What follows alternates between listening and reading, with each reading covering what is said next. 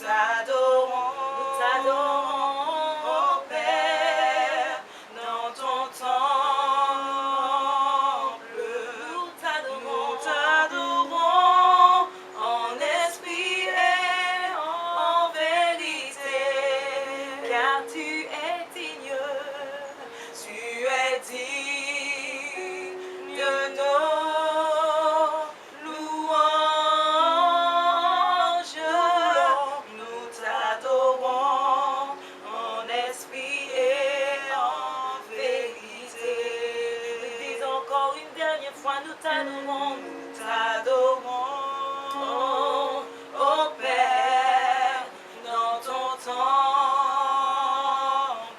Nous t'adorons en esprit et en vérité, car tu es digne, tu es digne de nos louanges. Nous t'adorons en esprit et en vérité, car un jour près de lui, près de toi, vaut mieux que mille ailleurs. Je désire habiter dans ton temple, car un jour près de toi, vaut mieux que mille ailleurs. Je désire habiter dans ta maison, Seigneur. Dis car un jour, dans ta présence, près de toi, vaut mieux que mille ailleurs. Je désire habiter dans ton temple, car un jour près de toi, ta parole me dit, vaut mieux que mille ailleurs. Je désire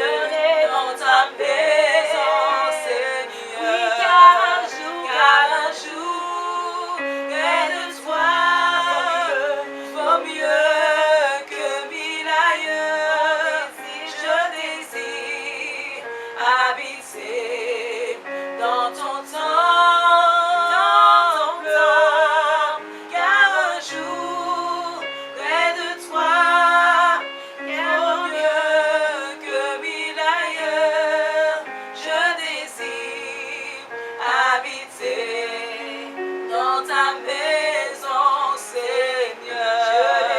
Je désire habiter dans ta maison, Seigneur. Je désire habiter dans ta maison, Seigneur. Je désire habiter dans ta maison, Seigneur. Mon cœur dit que je habiter dans ta maison, Seigneur. Je désire habiter dans ta maison, Seigneur. Je désire habiter dans ta maison, Seigneur. Je désire habiter dans ta maison, Seigneur. Disons-lui, nous désirons habiter dans sa maison, dans sa présence. Nous voulons faire monter des adorations dans sa présence. Tous ces cris gloire dans mon salon. Je veux que tous ces cris gloire dans ma chambre. Je veux t'adorer dans mon salon. Là où je suis, ma bouche s'élève vers toi, Seigneur. Et mes louanges, je veux l'atteindre les lieux célestes. Nous voulons un parfum de bonne odeur, faire monter ce parfum de bonne odeur devant toi, car tu es celui que nous allons adorer ce matin. À cet un jour privilégié d'être dans ta présence pour t'adorer. Tu es Yahweh, tu es Yahweh, tu es Yahweh. Tu es le conducteur, tu es le chef, tu es notre Dieu, tu es notre pourvoyeur. Alléluia. Nous disons Amen. Nous disons Amen. Tu es saint, Seigneur. Tu es saint, Seigneur. Dans ta maison, dis tu es saint, Seigneur. Tu es saint, Seigneur. Tu es Dieu. Tu es Dieu et tu es Yahweh. Que ton nom soit glorifié dans ce lieu. Tu es Dieu, tu es Dieu. Tu es Yahweh. Tu es Yahweh. Tu es Yahweh. Et il est Yahweh. Tu es Yahweh. Alpha, Omega.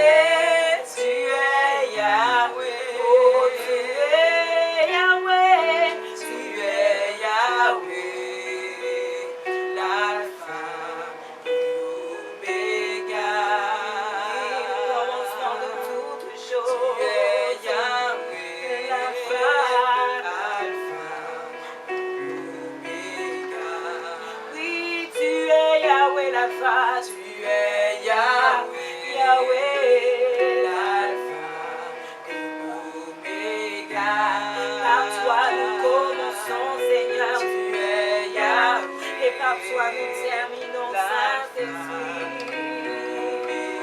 Oh, nous voulons le chanter, tu es Yahweh, tu es Yahweh, tu es Yahweh. à toi seul revient toute la gloire. Tu es Yahweh. Oh, les chaînes de nos vies sont entre tes mains, Tu Seigneur. es Yahweh. Le volant de nos vies est entre tes mains. Tu es Yahweh. Yahweh.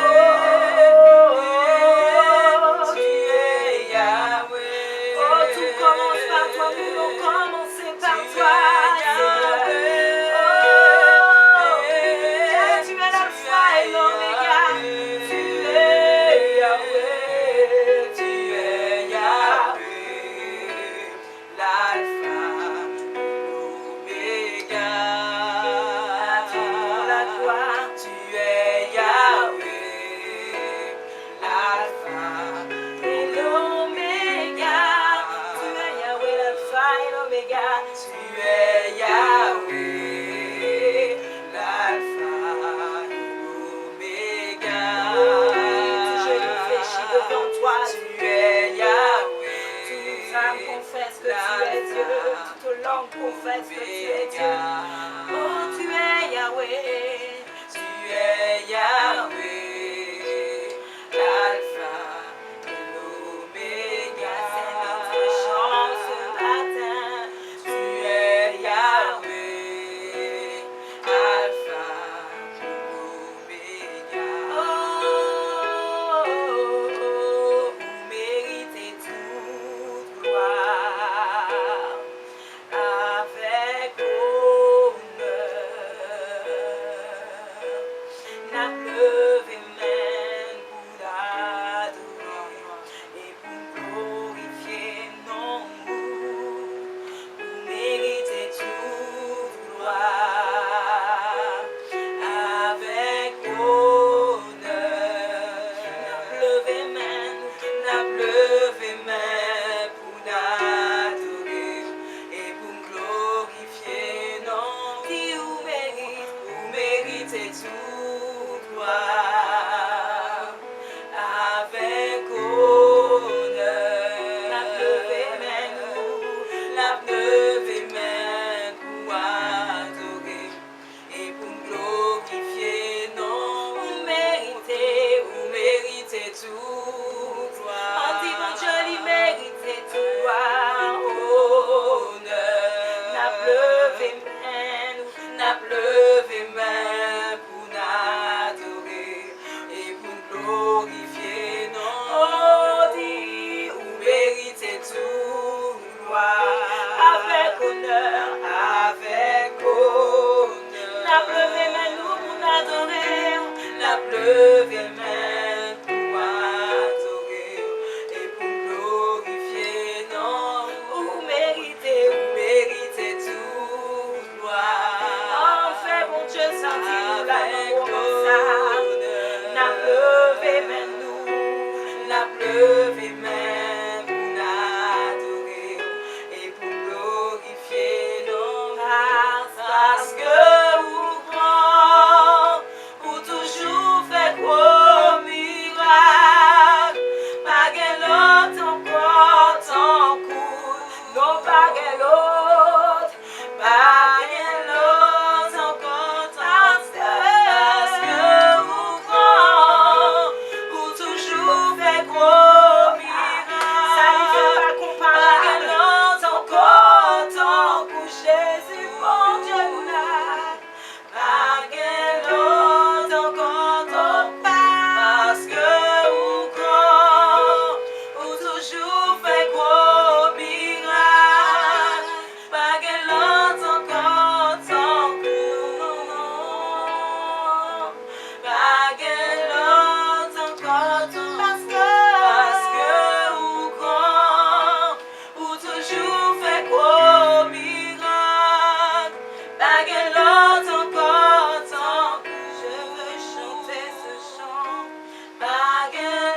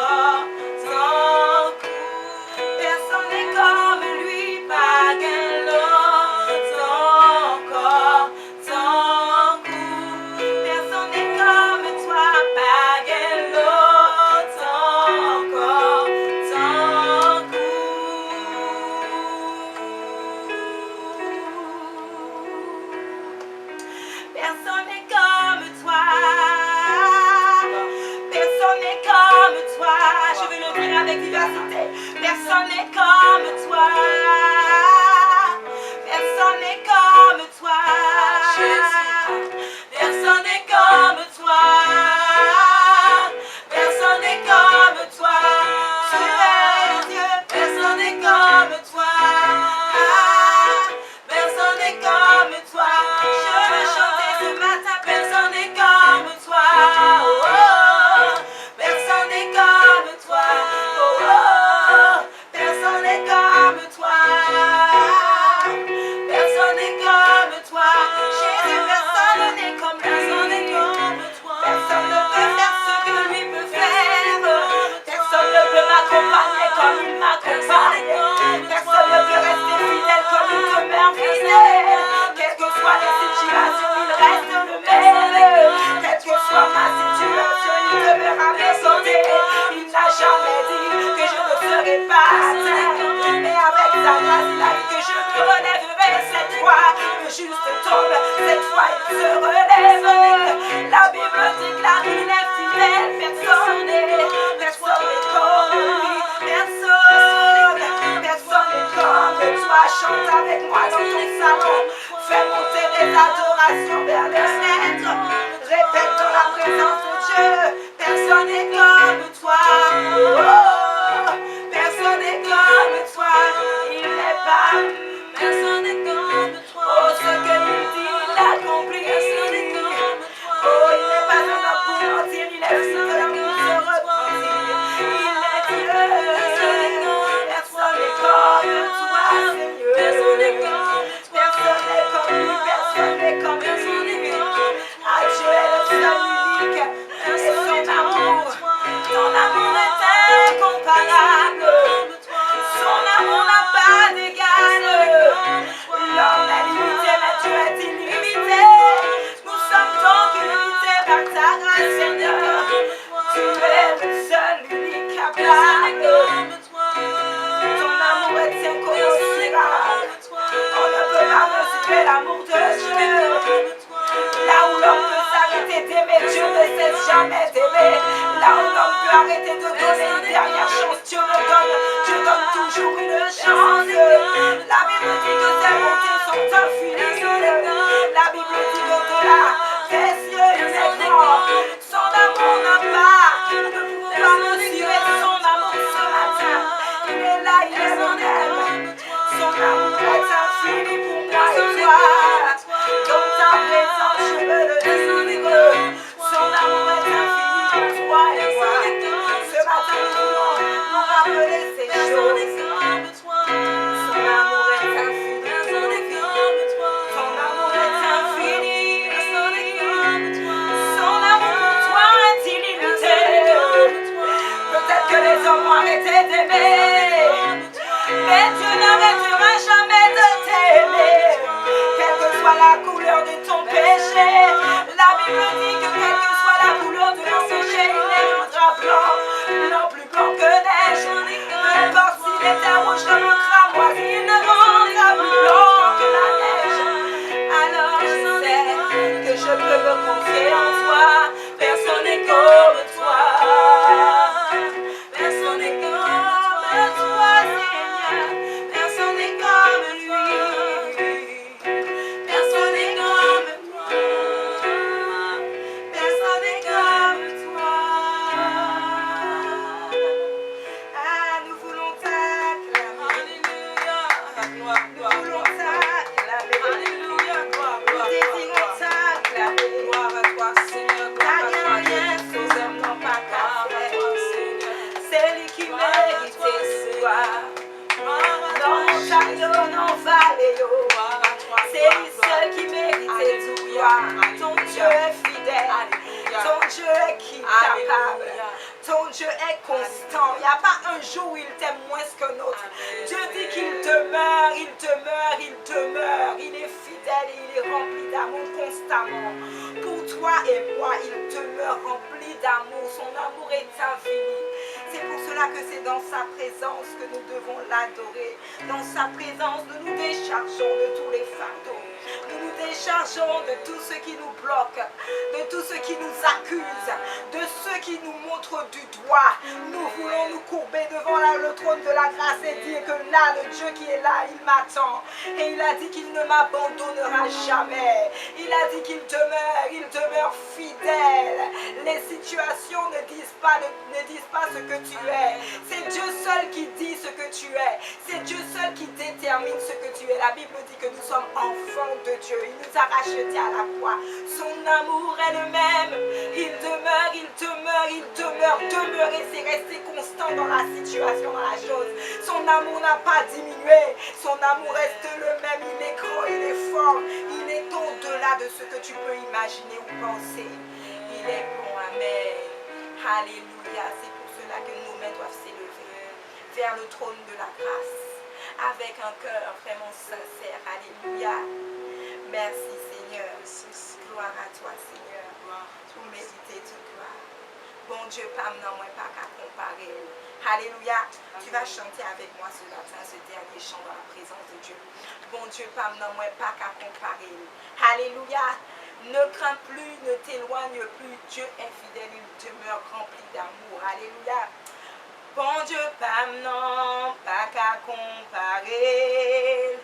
Bon Dieu, pas non, pas qu'à comparer. Bon Dieu, pas non, pas qu'à comparer.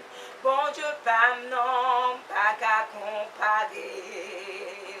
Bon Dieu, pas non, pas qu'à comparer. Bon Dieu, pas non, pas qu'à comparer. Oh, bon Dieu, pas non, pas qu'à comparer. Bon Dieu, pas non, pas qu'à comparer. Aïe, aïe, aïe, bon Dieu, pas non, pas qu'à comparer. Il m'accompagne, bon Dieu, pas non, pas qu'à comparer. Imagine ton Dieu qui est à côté de toi en train de t'accompagner. Il est là, il est là, il est là, il est là. Il est en train de t'accompagner. Si toi tu n'étais pas en train de l'accompagner, commence à mettre ta main. Parce qu'il est là, il est là. Je veux marcher avec mon Seigneur. Quelles que soient les circonstances, je me tiens dans ses bras d'amour. Je me tiens connecté, consacré. Je me tiens prêt à me relever encore. Consumer les plans de l'adversaire dans ma vie. Parce que mon Dieu, pas non. Oh, l'amour de Dieu n'est pas l'amour de l'homme. Oh, l'amour de Dieu, c'est l'amour de Dieu. Il n'a pas de faille dans son amour. C'est pour cela qu'il est incomparable. Oh, il est incomparable. Bon Dieu, pardon. Alléluia. Bon Dieu, pardon. Personne n'est comme toi. Personne n'est comme toi, Jésus. Personne n'est comme lui. Personne n'est comme Jésus. Dis bon Dieu, pardon, bon Dieu, pardon, pas qu'à comparer. Oh, bon Dieu, pardon, pas qu'à comparer. Répète encore ces choses. Bon Dieu, pardon, pas qu'à comparer. Toi qui avais cru que l'amour de Dieu était comme l'amour de l'homme, laisse-moi te dire ce matin, ne compare pas l'amour de Dieu à quelconque autre amour. L'amour de Dieu est incomparable. L'amour de Dieu est celui que nous devons avoir en nous. C'est cet amour-là qui est le vrai amour. Un amour constant qui ne change pas en fonction des bêtises que nous faisons, en fonction des péchés que nous commettons. Il reste le même et il nous attend pour que nous puissions nous laver dans son sang. Nous laver dans son sang. Nous laver dans son bac. Rentrer dans le bac, bon Dieu. Rentrer dans le bac, bon Dieu. Bon Dieu, l'amen.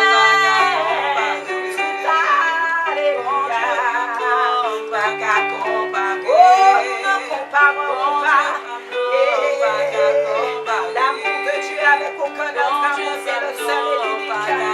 Oh, c'est cet amour que je veux avoir dans ma vie. Bon Dieu, pardon, bon Dieu, pardon, pas qu'à comparer. Bon Dieu, pardon, pas qu'à comparer. Pas qu'à comparer. Pas qu'à comparer. Pas qu'à comparer. Pas qu'à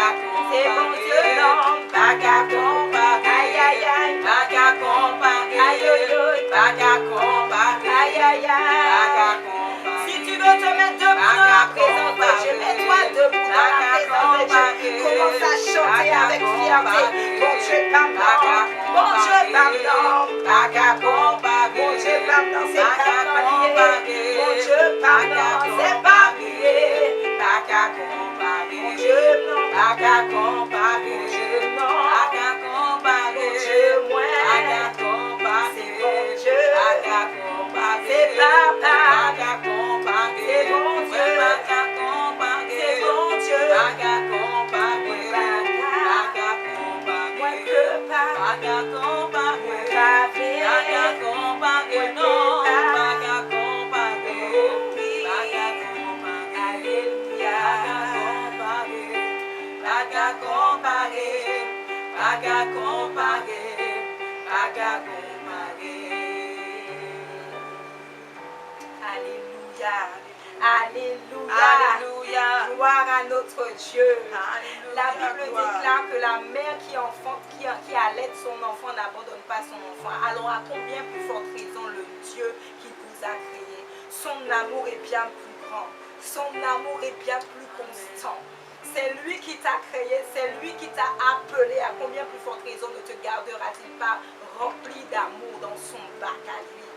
Ah, nous voulons le bénir ce matin de tout notre cœur. Élève les mains dans la présence de Dieu. Commence à regarder le ciel. Commence à regarder, à rester dans sa présence. Commence à regarder vers le ciel ce matin.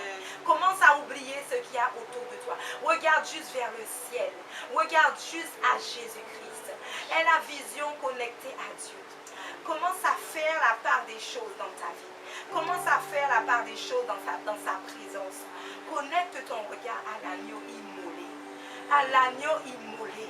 Sur la croix, il a payé le prix. Son sang a versé. Il avait mal.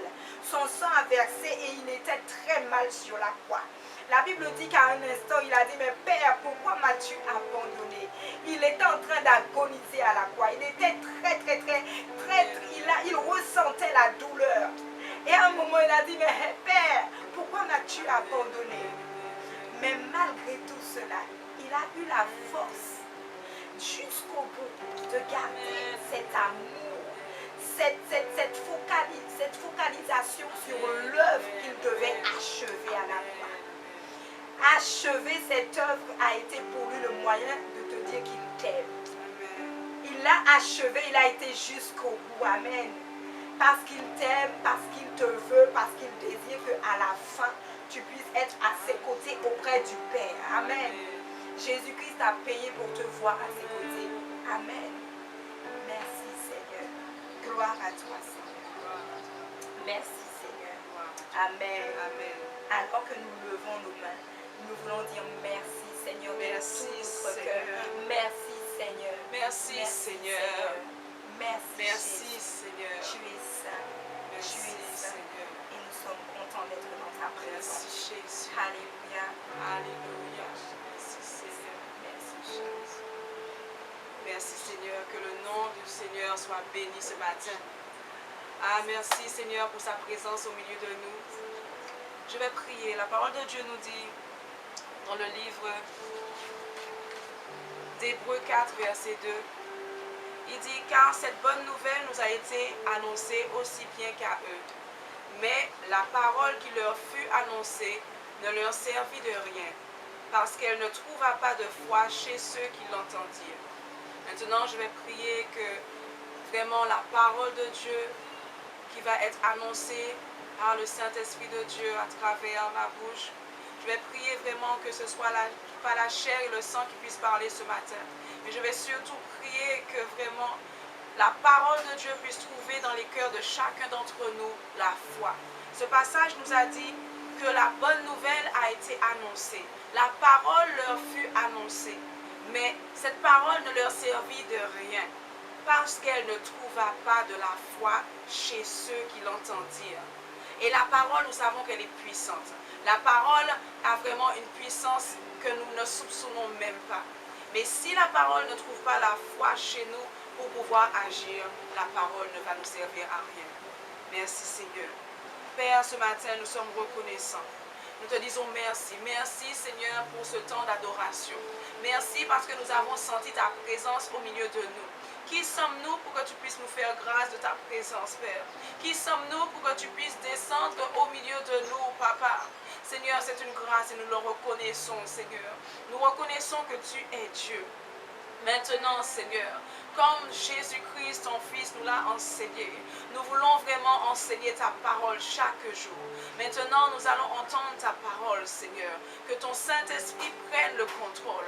Que ma bouche soit comme ta bouche, Seigneur. Et maintenant, je prie, Père, que vraiment, Seigneur, ta parole puisse trouver en chacun la foi nécessaire pour que la parole puisse agir. Ta parole qui est comme un marteau, qui brise n'importe quel roc. Ta parole qui est une lampe à nos pieds, une lumière sur notre sentier. Ta parole qui édifie notre foi, qui crée en nous la foi. Seigneur, que cette parole, Seigneur, mon Dieu, Papa, puisse trouver la foi, Seigneur, nécessaire, Père, afin qu'elle puisse agir dans nos vies, afin qu'elle puisse transformer nos vies. Ce n'est pas nous-mêmes qui allons transformer la vie de qui que ce soit, mais c'est ta parole, Seigneur. C'est pour cela que nous prions ce matin, oui, que ta parole trouve la foi en chacun d'entre nous, afin d'agir par le puissant nom de Jésus-Christ Nazareth.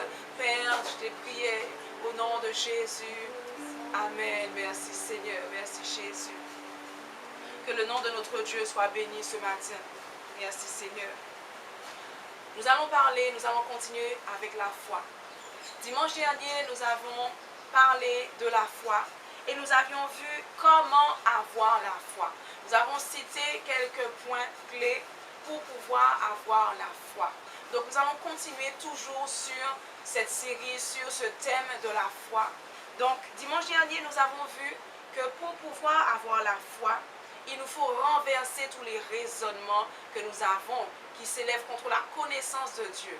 Donc la foi vraiment veut entrer en nous, mais il y a des raisonnements, des manières de penser qu'on a accumulées depuis que nous sommes petits et qui nous empêchent vraiment de pouvoir avoir une foi solide, une foi ferme.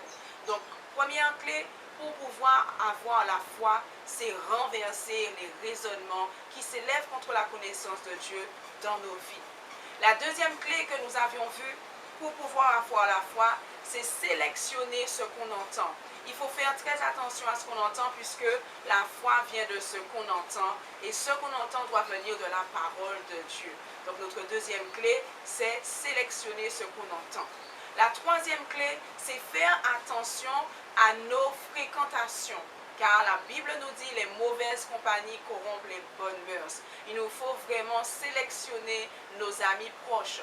Nous pouvons parler avec tout le monde. Nous pouvons rire avec tout le monde. Nous pouvons vraiment être amis avec tout le monde. Mais nous ne devons pas vraiment passer la majorité de notre temps avec des personnes qui brisent la foi.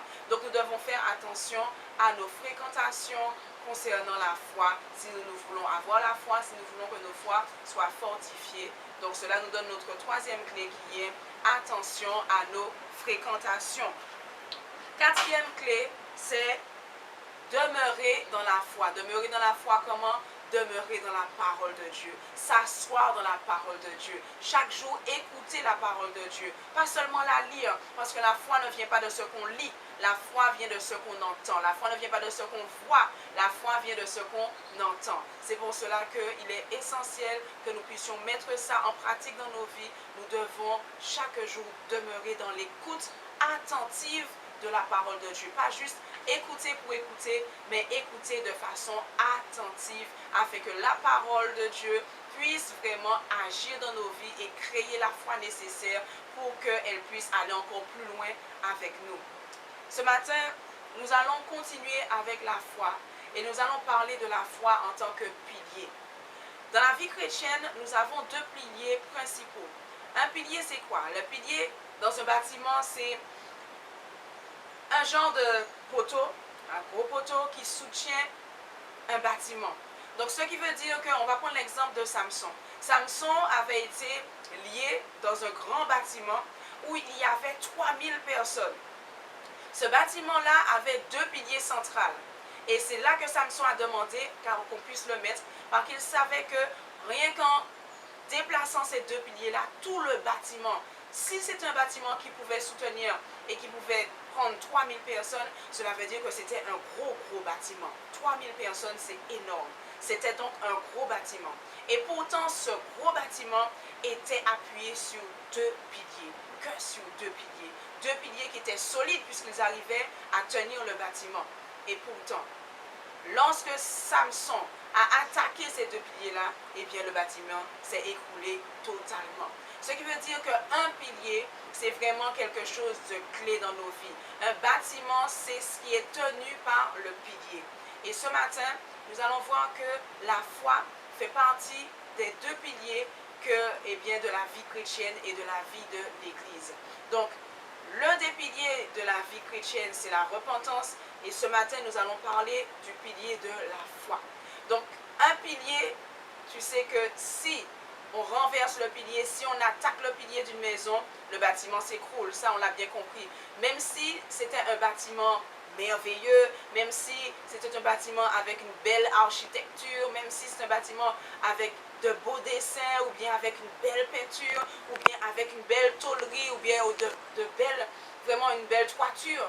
Peu importe comment c'était beau, peu importe les œuvres caritatives qui se faisaient dans ce bâtiment. Ça veut dire que ce bâtiment peut-être habitait de bonnes œuvres, des œuvres pour aider des gens. Peu importe ce qu'il y avait dans ce bâtiment, peu importe la beauté, la grandeur, l'efficacité de ce bâtiment, si les deux piliers ou le pilier de ce bâtiment est attaqué, eh bien le bâtiment s'écroule, peu importe ce qu'il avait, peu importe sa beauté, peu importe les bonnes œuvres que ce bâtiment eh bien, permettait de faire. Les piliers attaqués égale bâtiment écroulé.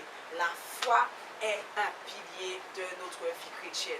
La foi est le pilier de l'Église. La foi en Jésus, c'est la base, c'est le pilier de la vie chrétienne. Et cette foi est sur le fondement de la parole de Dieu. La parole de Dieu nous dit dans le livre de Luc que, eh bien, celui qui bâtit son pilier, sa maison, sans fondement, c'est-à-dire sans la parole de Dieu, eh bien, son bâtiment va s'écouler.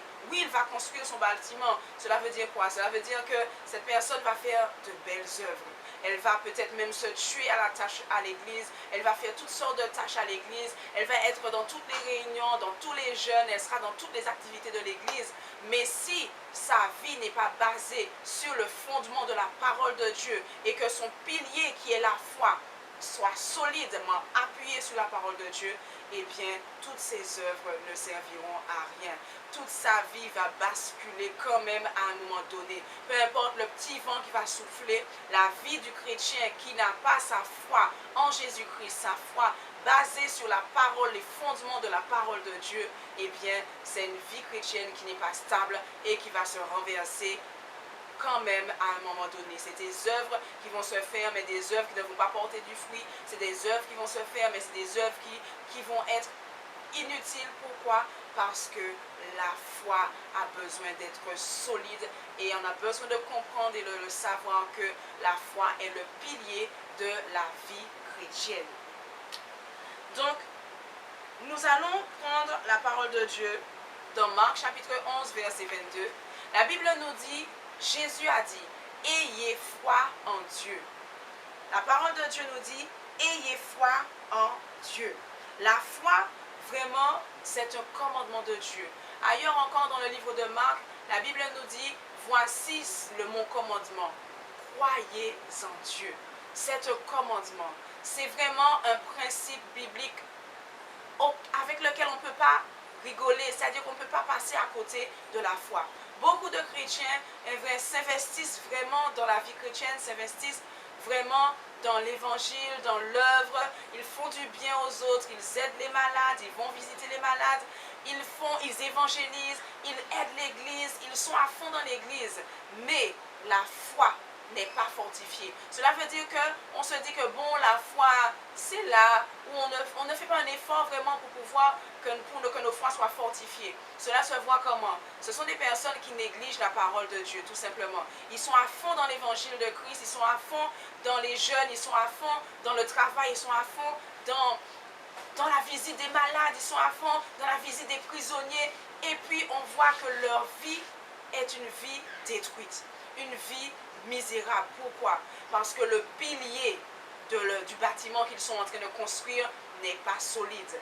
Donc cela veut dire que oui, quand on a accepté Jésus, on a cru en Jésus, mais on n'a pas pris le temps de fortifier nos foi à l'aide de la parole de Dieu. Même si tu as eu la foi lorsque tu as accepté Jésus, si la foi n'entend pas la parole de Dieu, ce pilier-là va se fragiliser. Et le jour où il y a un vent qui va passer, eh bien le bâtiment tout entier va s'écrouler. Et après on va dire, mais comment ça se fait? J'ai fait de bonnes œuvres, je suis dans tous les jeûnes, je suis dans toutes les réunions, je suis à l'église jour et nuit, je suis vraiment soumise à mon pasteur, je suis soumise à mes prédicateurs et pourtant, ma vie s'écroule.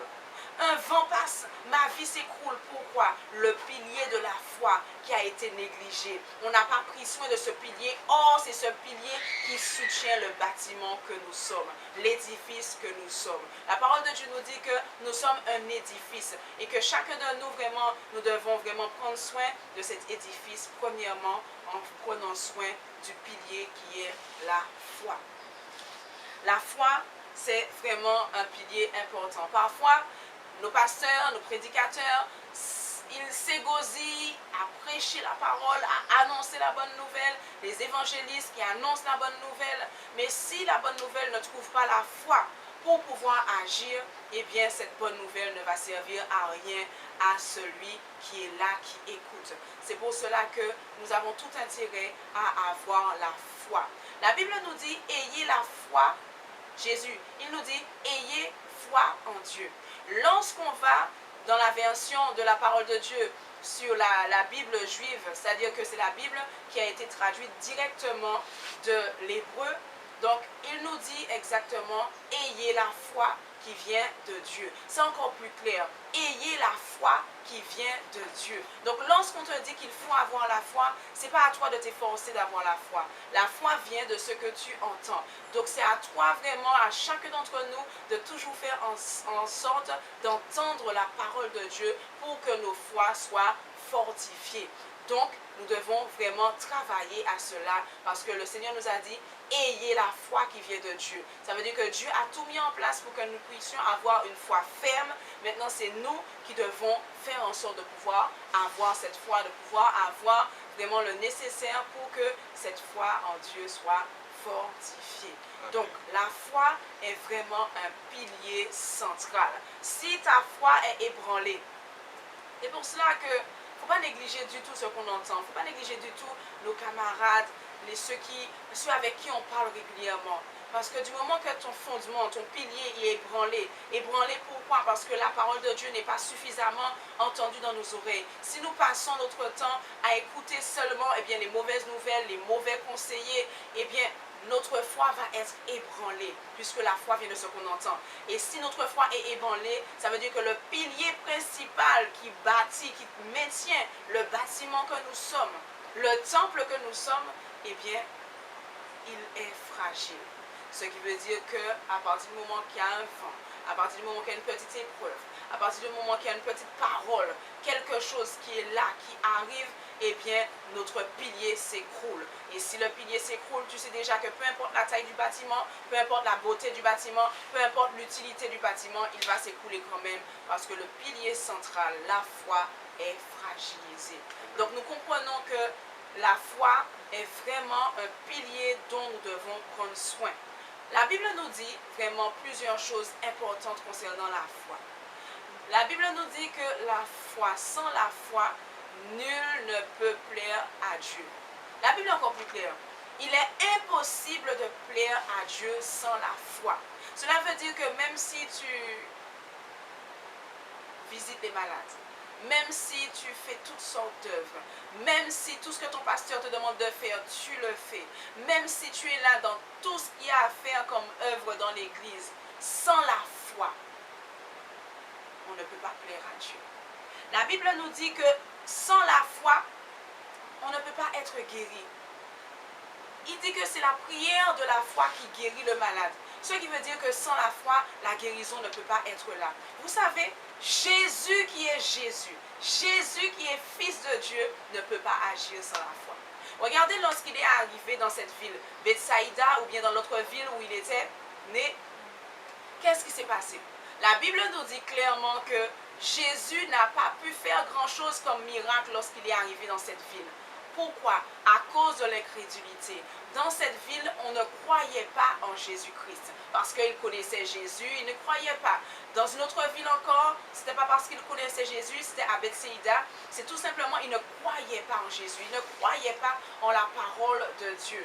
Et à cause de cela, Jésus n'a pas pu faire des miracles. Il n'a pas pu faire grand-chose. Il a pu faire 2-3 petits miracles, 2-3 petites guérisons, mais il n'a pas pu agir, il n'a pas pu faire de miracles.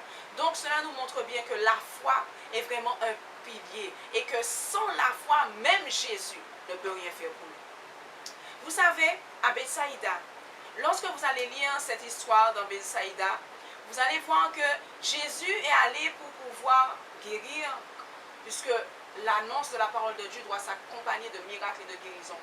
Jésus est tombé sur un aveugle. Et qu'est-ce que Jésus a fait? Jésus était obligé de dire à l'aveugle, viens, on sort de ta ville. Jésus a sorti l'aveugle de la ville, parce que c'était une ville d'incrédules.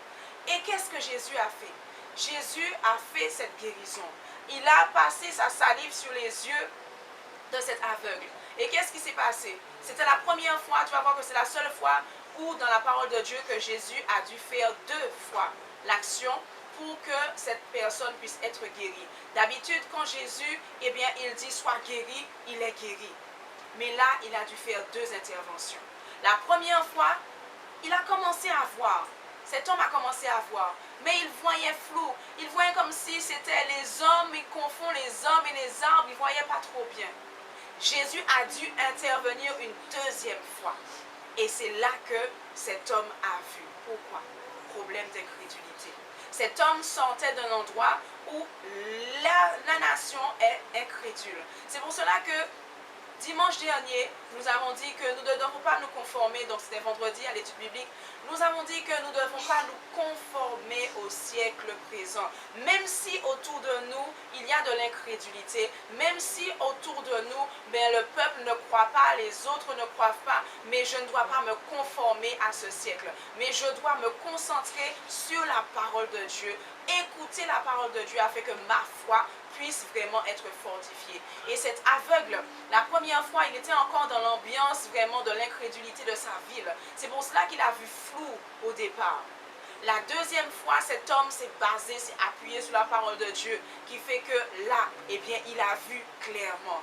Donc, ce qui veut dire, ça nous montre clairement que Jésus, même Jésus, ne peut rien faire si nous n'avons pas la foi. On aura beau prier, on aura beau faire des œuvres, on aura beau se fatiguer à jeûner, à chanter. On peut jeûner 365 sur 365, on peut prier 365 sur 365. Si la foi n'est pas là, cela ne servira à rien. Dieu ne peut rien faire sans la foi dans nos vies. C'est très difficile.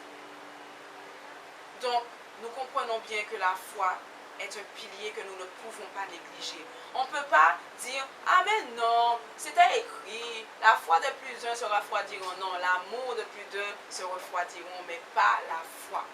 Ah oui, mais comprends, c'est la vie qui est comme ça. Parfois, on a même trouvé une phrase, les chrétiens d'aujourd'hui ont trouvé une phrase pour pouvoir excuser le manque de foi. Il faut être réaliste. C'est-à-dire que pour qu'un bobo puisse être guéri, il faut voir le bobo. Il faut dire, ah, j'ai un bobo. Mais si tu vois le bobo et puis tu dis, ah mais non, j'ai pas vu le bobo n'existe pas. Non. Il faut voir le bobo, comme ça tu sais comment tu dois soigner ce bobo-là. Lorsqu'il y a un problème de foi, il faut dire, Seigneur, je reconnais que ma foi est ébranlée. Je reconnais que ma foi s'est affaiblie. Il faut le reconnaître. Il ne faut pas donner une excuse en disant, beaucoup de chrétiens donnent des excuses. Ah oui, si bagaille l'a pas faite, c'est parce que c'était pas volonté bon Dieu. On se cherche vraiment des excuses. Sachez qu'il y a beaucoup de choses que nous faisons, Dieu nous laisse faire et ce n'est pas la volonté de Dieu.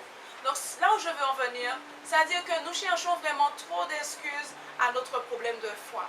Mais Dieu aujourd'hui, grâce soit rendue à Dieu qui nous a donné sa parole, afin qu'aujourd'hui nous puissions fortifier nos foi. Nous devons reconnaître nos foi, nous devons analyser notre tête avec sincérité, analyser ce que nous sommes avec sincérité, analyser nos foi.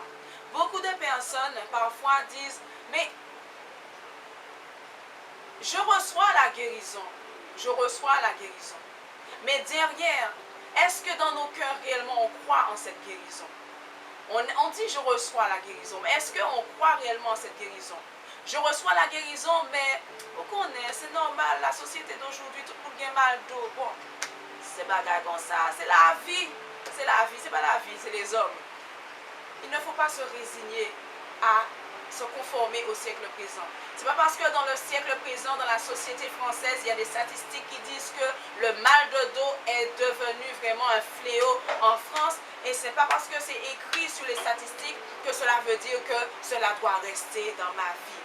Si j'ai dit oui, je reçois la guérison, et derrière je dis mais non, mais c'est normal, c'est un fléau normal, le mal de dos, eh bien cela veut dire que la foi n'est pas là. Je dis que bon, j'ai la foi. Regardez l'exemple de cette femme qui croyait que vraiment son fils allait être guéri. Eh bien, elle a emmené son fils pour la guérison avec les problèmes de pied. Si elle n'avait pas la foi, elle aurait emmené l'enfant, mais elle n'aurait pas emmené les chaussures pour que lorsque l'enfant est guéri, eh bien qu'il puisse vraiment mettre ces chaussures-là et marcher. Mais comme la foi était là, elle a ramené les chaussures. La foi agit. La foi vraiment, eh bien, il y a une œuvre, il y a une action qui est vraiment dirigée par la foi. Donc vraiment, nous devons vraiment comprendre et réaliser l'importance de la foi dans nos vies. Nous recentrer sur l'essentiel. Ne pas nous éparpiller, mais nous recentrer sur l'essentiel. Tu es un bâtiment. Dieu a commencé une belle œuvre en toi et il l'achèvera. Seulement, aie conscience que tu dois prendre soin de ce pilier principal de ta vie qui est la foi. Prends-en soin. Ne laisse pas ce pilier-là, ne laisse pas les termites manger ce pilier-là. Vous savez, les termites, ce sont des bestioles qui sont vraiment désagréables. Tu ne les vois pas en fait, mais elles sont là et elles sont en train de manger l'intérieur du poteau. Donc, ne laissez pas les termites. Les termites, c'est quoi? C'est quand tu es là et tu écoutes vraiment toutes ces personnes ou tous ces gens ou tous ces réseaux qui te disent « Ah oui, mais c'est fini, c'est la fin du monde. De toutes les façons, c'était ça qui était écrit. » Non, ne laisse pas ça, ce sont les termites. Ils te rongent à l'intérieur. Tu dis « Mais non, ça n'a pas fait rien. Écoutez, ça, c'est pas grave. » Tu dis « Non, ça ne me fait rien. J'écoute les paroles des gens, j'écoute les réseaux sociaux qui donnent tout le temps de mauvaises nouvelles. Ça ne me fait rien. » Sache que ce sont comme les termites. On ne voit pas, mais ils sont à l'intérieur et ils rongent le poteau, le pilier de ta foi. Protège ta foi, ton pilier, parce que les termites, c'est ça. Ils ont mangé l'intérieur. Et tu dis, mais si j'ai la foi, ça veut dire que comme tu vois le revêtement du pilier, tu dis, oui, j'ai la foi. Mais en réalité, les termites ont déjà mangé tout l'intérieur de ta foi. Tu penses que la foi est encore là, et pendant ce temps-là, les termites sont déjà passés. Et puis lorsqu'on met seulement le doigt, qu'est-ce qui se passe? Le pilier tout entier tombe. Même si un petit vent, une petite maladie, une petite mauvaise nouvelle dans la famille, eh bien, le pilier tombe. Pourquoi? Parce que le pilier avait été rongé de l'intérieur. Le pilier n'a pas été fortifié par la parole de Dieu qu'on entend. Le pilier, vraiment, on n'a pas pris soin de ce pilier. Il faut prendre soin de ce pilier. La Bible, vous savez, lorsqu'on construit un poteau, un pilier, eh bien, une maison notamment, et si le pilier, par exemple, est en bois, je ne sais pas si on fait des piliers en bois, mais si, par exemple, on fait un pilier en bois, eh bien, on va faire un traitement anti-termite. Surtout que si on sait qu'il y a des termites autour, on va faire un traitement anti-termite. Donc, le traitement anti-termite permettra que lorsque la termite va essayer d'attaquer, il ne pourra rien faire. Mais c'est pareil pour nous. Nous savons maintenant que le pilier de notre foi, c'est lui qui soutient notre vie chrétienne. Eh bien, nous devons tout faire pour pouvoir vraiment faire ce traitement anti-foi. Le traitement anti-foi, c'est quoi? Écoute la parole chaque jour. Écoute la parole chaque jour. Refuse de commencer ta parole par les mauvaises nouvelles. Refuse de commencer ta parole par le commérage. Refuse de commencer ta journée par le journal qui malheureusement annonce des mauvaises nouvelles régulièrement. Donc, il faut refuser de commencer notre journée par ça. Il faut commencer par la parole de Dieu. Vraiment faire ce traitement anti-foi avant même de démarrer notre journée. Et pendant la journée encore, continuer de faire ce traitement anti-foi, car la foi est le pilier du bâtiment que nous sommes. Si cette foi est atteinte, eh bien, lorsqu'il y aura un petit vent, notre pilier va tomber. La foi, non seulement la foi, sans la foi, on ne peut pas plaire à Dieu. Non seulement sans la foi, Jésus ne peut pas agir. Sans la foi, on ne peut pas guérir. Mais en plus de ça, la foi est l'œuvre à laquelle Dieu nous a appelés. Nous le voyons dans la parole de Dieu, dans Jean chapitre 6, versets 27 à 29. Travaillez, non pour la nourriture qui périt, mais pour celle qui subsiste pour la vie éternelle, et que le Fils de l'homme vous donnera. Car c'est lui que le Père a de Dieu, que Dieu a marqué de son sceau. Ils lui dirent, que devons-nous faire pour faire les œuvres de Dieu? Jésus leur répondit, l'œuvre de Dieu, c'est que vous croyez en celui qui l'a envoyé. Donc non seulement la foi nous permet à Jésus d'agir, non seulement la foi permet la guérison, non seulement sans la foi il est impossible de plaire à Dieu, mais en plus la foi est l'œuvre que nous devons faire. Ces hommes ont dit, mais comment faire pour faire l'œuvre de Dieu? Parce que tu nous dis qu'il ne faut pas travailler aux choses de ce monde, il ne faut pas travailler à la nourriture qui périt, tu nous dis qu'il faut travailler à l'œuvre de Dieu. Mais comment faire pour travailler à l'œuvre de Dieu? Et Jésus leur a répondu, l'œuvre de Dieu, c'est que vous croyez en celui qui, Jésus, que Dieu vous a envoyé, c'est-à-dire Jésus. Cela veut dire quoi? Cela veut dire que à partir du moment que nous avons la foi, toutes les autres choses vont suivre. À partir que nous avons la foi, toutes les œuvres qui doivent se faire vont se faire, parce que là, Jésus l'a dit clairement, l'œuvre de Dieu est que vous croyez en celui qu'il a envoyé. C'est pour cela que vraiment, il ne faut pas se cacasser, se fatiguer dans l'œuvre tant que ta foi.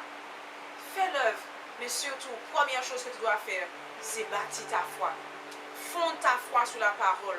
Laisse la parole de Dieu entrer dans tes oreilles tous les jours. Ne passe pas une journée sans entendre la parole de Dieu, afin que ton pilier puisse être solide.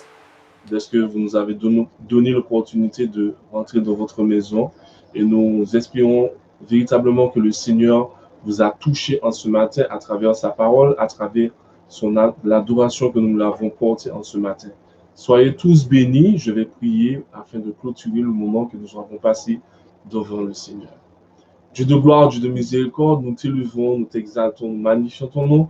Nous te remercions, Père, pour ce si bon moment, Seigneur Dieu. Merci encore pour ta parole, et nous pensons, Seigneur Jésus, nous savons que tu as touché, Seigneur Dieu, le cœur de tes enfants, Seigneur Jésus-Christ de Nazareth, et que cette parole, Seigneur Dieu, va faire son chemin, Seigneur, dans le cœur de chacun d'entre nous, afin qu'il y ait une transformation, Dieu puissant, en chacun d'entre nous, Père. Que cette graine, Seigneur Jésus, de ta parole puisse encore germer et pousser en chacun d'entre nous, Papa. Nous glorifions ton nom, nous t'exaltons, Seigneur Dieu, nous magnifions ton nom, nous remettons le reste, Seigneur Jésus, de la journée entre tes mains, Seigneur, que nous puissions encore t'exalter, te glorifier à travers tout ce que nous allons faire, Père éternel. Nous t'exaltons. Merci encore pour ton amour. Merci encore pour ta grâce. Et le peuple de Dieu dit Amen. Soyez bénis dans le nom de Jésus-Christ. Et nous vous disons à très très bientôt. Que bon Dieu bénisse. Amen. Amen.